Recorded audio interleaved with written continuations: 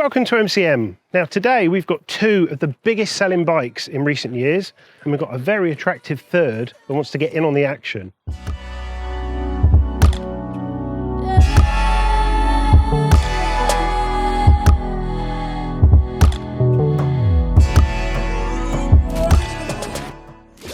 Retro 400s might be small on capacity, but they're big in other areas. They're big on style and character and charisma and charm, and they're incredibly good value too. They're also really welcoming, approachable motorbikes with low seat heights, light weights, easy controls. They're the kind of bikes that you could be a new rider and hop on straight away. You could be on an A2 license and they'd all be suitable. You could be stepping up from a 125, or you could be an experienced rider looking for a second bike in their garage, something just easy to ride on sunny Sundays. All three of those would fit the bill perfectly, and that perhaps explains why they are so enormously popular. Now, the first bike that probably began the popularity craze of retro 400s is the Royal Enfield Hunter 350, or as we're supposed to call it, the HNTR 350. In other markets, I think in its native India and perhaps in America, it is a Hunter, but for Europe, we get a HNTR. I presume that's a trademark thing rather than there being European import tariffs on vowels, but who knows. So the Hunter came out in 2023, and in its first year, it made an immediate impact. By the end of the year, it was, I think, the fourth or fifth biggest selling bike in the UK, with nearly 1,000 units in a year. That puts it up there with things like Street Triples and Hornets and GSs. So it proves that it really had an appeal for British riders. But if you zoom out and you look globally, that pales into insignificance compared to how many Royal Enfield have shifted in 2 years. They've recently confirmed they sold 500,000 Hunters in 2 years. That is crazy numbers. So what is it about the Hunter that makes it so appealing? Well, obviously there's the looks. It's kind of retro, traditional, but not chintzy and twee, and there's not very much chrome on it. It's kind of blacked out through the engine, the frame, all the running gear. There's loads of traditional touches like the round headlight, the big orange lollipop indicators, the round mirrors, the switch gears kind of charmingly old-fashioned. Even the levers feel quite kind of thick and chunky, and that retro flavour certainly continues when we start talking about the technology behind the bike. So this 349cc single is air-cooled. It has just 2 valves, 1 cam, 5-speed transmission, and a single throttle cable. So there's really not a lot of anything too clever going on, which I guess is part of its charm. The performance, or the output, is kind of similarly traditional, in that there's 20 claimed horsepower and 20 pound-foot of torque as well. So not very much, but it's very easy to access. It's a very supportive, welcoming kind of delivery. There's not a lot of revs because it's an under-square engine. That means the piston is fairly small and it travels quite a long distance, so it doesn't rev very hard. So there's plenty of poke for riding around town. It accelerates away from a set of lights quite easily, and it has quite a nice, rich, kind of warm exhaust note to it. It's not lumpy. There is a single balance shaft on this engine, and so it can actually rev up to kind of 70 miles an hour in 4th gear, and then 5th is kind of an overdrive. But you can sit on a motorway without it vibrating too hard or too unpleasantly. You don't get any tingles in your fingers. But it's really in town where this bike excels, where the power is kind of well suited to dodging in and out of traffic, where the low seat height helps you get your feet down on the ground, and it's quite agile. You can kind of chuck it about quite well in traffic, or certainly at slow speeds. Not so much when we get out onto the faster stuff. I'd say that's where its lack of speed and lack of power becomes quite apparent. Kind of 4th gear, 70 miles an hour is about your limit before it really runs out of breath, and occasionally you do find yourself needing to change down as you go up hills, which is a bit unusual these days. And the other thing that starts to let the Hunter, or the Hunter, down slightly when you're on A and B roads is the suspension, which is okay, but it's not great. These twin shocks don't seem to have an awful lot of travel, and so the bike doesn't really feel super confident and super settled once you're getting up to speed. Probably a problem slightly compounded by the MRF tyres, which again, in these kind of slightly slimy, wet, wintry conditions, don't give you maximum confidence. But none of that can be said for the next bike on our list, Triumph's Speed 400. I believe the MCN overall Bike of the Year 2024. So a bike with some pedigree. On first glance, it doesn't look too different from the Royal Enfield. Famous British name on the tank, fins on the engine, suggesting air cooling and a kind of a general retro vibe. But beneath the skin, it could not be more different. This engine is a 398cc single, but it is water-cooled, hence the radiator tucked up front instead of air-cooled.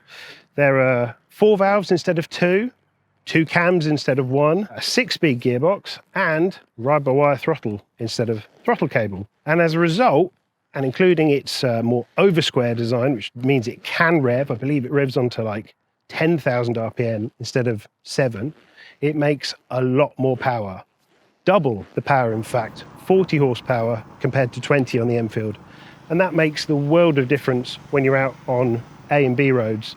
At the kind of speeds where the Enfield's running at a puff and kind of giving up, throwing in the towel, you can open the throttle on the Triumph and it just charges off. This is a bike that feels probably more at home out on A and B roads than it does in town. So as well as the added oomph from the delivery, the chassis feels so much more capable and confident too. And I guess that probably shouldn't be a huge surprise when you look at some of the components on it and how they compare to the Enfield. You've got big, fat 43mm big piston forks instead of fairly spindly right way up forks. You've got a monoshock, you've got cast aluminium swing arm, you've got Pirelli tyres instead of MRF Zapper grip zappers. I think they're called grip zappers. Anyway, this is a bike that feels so much more planted and plugged in and secure when you're throwing it around. And that gives you the confidence to engage with it so much more. Where the Enfield's definitely a home in town, the Triumph is definitely more at home out on countryside roads. In town is perhaps where the Triumph is surprisingly a little bit less friendly and forgiving than the Enfield. It's only a small thing, but we are trying to pick nits with these bikes. And I'd say that the throttle response, especially in first and second gears at very low speeds, is a little snatchier, a little more abrupt on the Speed 400 than the kind of soft, heavy crank, long stroke doffing of the Enfield. It might be a problem exacerbated by quite short gearing, especially in first gear.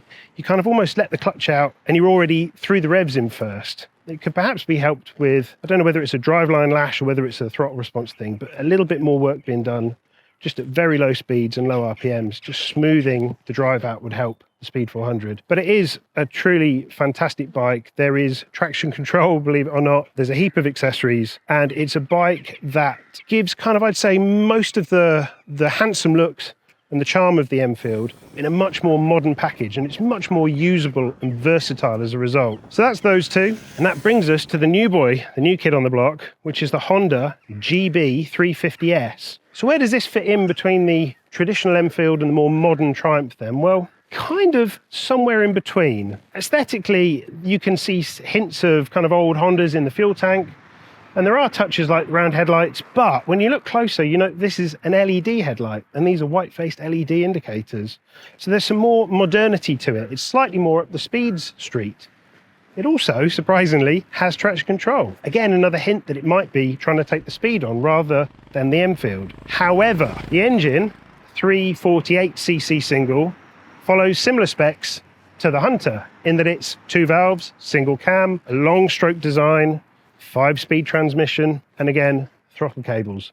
And as a result, the power output is pretty much bang on with the Enfield. It's 21 horsepower and 21 pound-foot of torque. So its natural pace is very similar to the Royal Enfield. It's much happier in town than out of it. But the way it delivers that power feels quite different. The Enfield has a kind of a charming old world quality to it, whereas the Honda is much more refined.